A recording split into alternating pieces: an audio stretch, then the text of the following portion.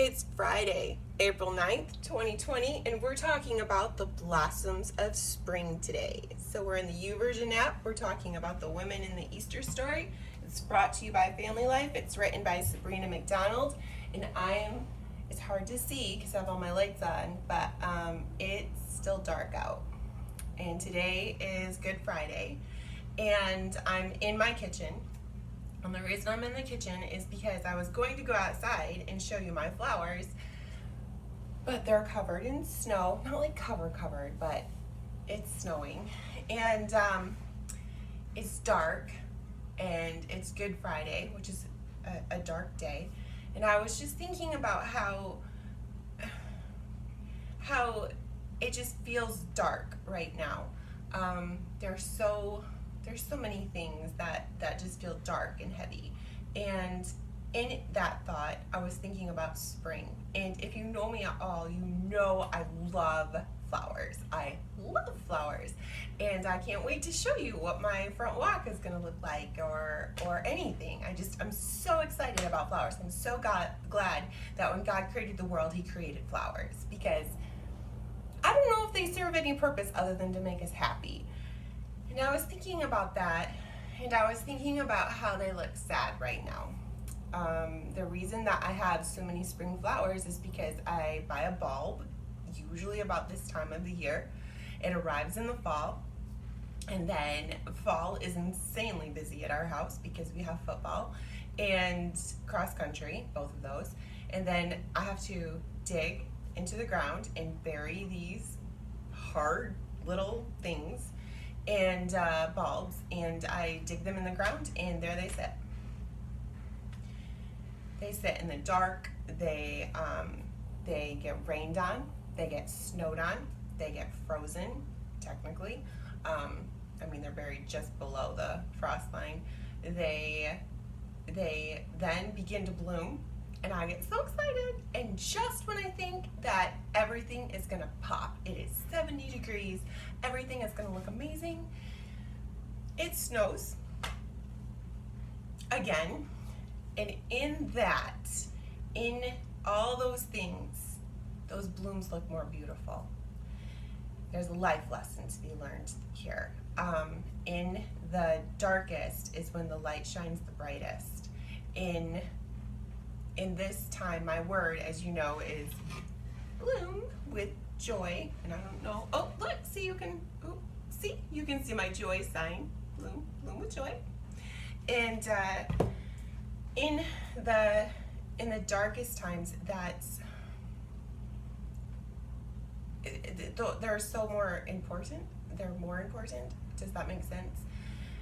I was talking with a friend of mine not that long ago, before this whole corona thing happened, and I said, she was going through a terrible time, and I was talking to her, and I said, listen, right now, it's bad. There's like no way to put it. It's just bad. But all this manure that's getting piled on you, it's just making your roots stronger. It's just making your roots stronger. You're just digging deeper, and you are gonna bloom, and it's gonna be beautiful. And these words were tumbling out of my mouth, and as I was saying them, I'm thinking, that's gotta be God, because I would not have come up with something that creative. But it stuck with me. And then shortly thereafter, the whole coronavirus thing happened, and I find myself thinking that and saying that and reminding myself of that. Just dig those roots deep. You're gonna bloom. And I was just thinking about that. So that's all been ruminating in my mind. And I had my heart set on Easter. I love Easter. Easter is my most favorite, and knowing that this Easter is going to look so different, it just seemed hard. It just seemed sad. And as I was thinking about that, I was still thinking about the bloom of joy and everything, and I was remembering that I just finished the book Remember God by Annie F. Downs, and she had this date in her mind where she thought that God was going to work. And I was just talking to God about, I still got hope. I believe in you. I do. Even if I still believe in you. But I really had my heart set on Easter, God. I really thought you were going to show up huge on Easter, because He has before. And I just, my heart. So anyway, I was thinking about that, and who's to say God doesn't show up big on Easter in a way that I wasn't expecting? Because I told him what I was expecting. You better believe I did, but who's to say that he doesn't show up in a different way? So anyway, if you know me at all, you know that this devotional that we had today was like, I was giddy. I loved it. I love the quote, and we're going to start with Ralph Waldo Emerson. Yeah, try and say that. I dare you. I don't even have my coffee gone yet. Okay. The promises of God are buried underground like the dead flowers of winter that blossom in spring. You know I'm writing that down. I'm not saying his name again, but I'm writing that quote down. And I love this. Just like Emerson's flower chorus, that's what that line is from, the developing spring gives witness to the promises of God. Life purpose, abundant joy, everlasting peace, and most importantly, our own resurrection after death. The greatest enemy of all mankind, an enemy that none other has defeated, has been conquered, and we are the beneficiaries.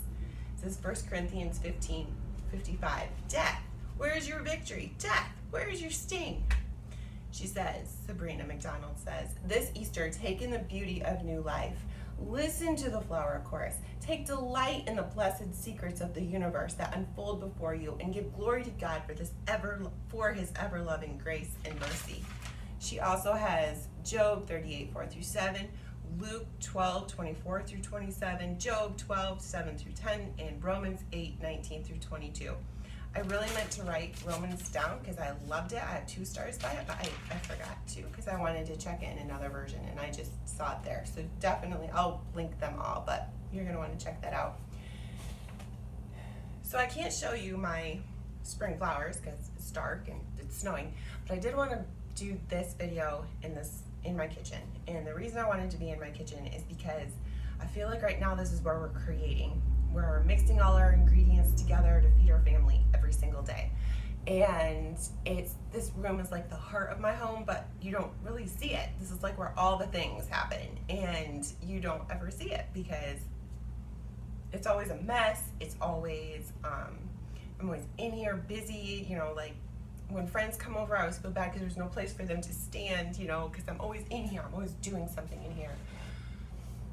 And no one really pays attention to us when we're cooking. I mean, yeah, they can smell cooking and they come and check out to make sure I'm making cookies and feeding them and they're not going to starve, which they never have. But they still have to feel like they have to come check on things. They still have to come see if I'm really up to something. But they don't really do anything in here.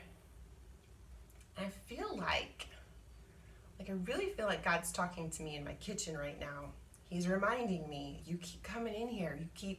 You keep checking to see if I'm doing something, if I'm going to show up for Easter, what my whole plan is for this whole world, what's going on. You're always in here. You're always in here checking. And have you ever starved?